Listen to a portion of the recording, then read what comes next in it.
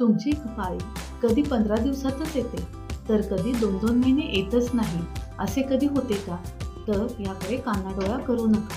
कारण हा एक तुम्हा शरीराला दिलेला एक वॉर्निंग साईन असू शकतो. नमस्कार, मी वैद्य सुप्रिया बंडगर, श्री दत्तगुरू आयुर्वेद आणि पंचकर्म चिकित्सालय. आज आपण बोलणार आहोत एका महत्त्वाच्या विषयावर. ते म्हणजे मुलींच्या इरेग्युलर पिरियड्सबद्दल. सामान्यतः पाळी 28 ते 30 दिवसांमध्ये येणे अपेक्षित असते, पण आजकाल अनेक मुलींमध्ये पाळी 15 ते 20 दिवसातच येते, तर बऱ्याच जणींना 1.5 महिना 2-2 महिने पाळी येत नाही. काही वेळा हेवी ब्लिडिंग किंवा डेली स्पॉटिंग होतं, तर काहींमध्ये पिरियड फ्लो फक्त 2 ते 3 दिवसातच थांबतो. यामागे अनेक कारणे असू शकतात. अनहेल्दी डाएट, एक्सरसाइजचा अभाव, रात्री उशिरा झोपणे, जंक फूड, बेकरी फूड यांचे अतिसेवन यामुळे हार्मोनल इम्बॅलन्स निर्माण होतो.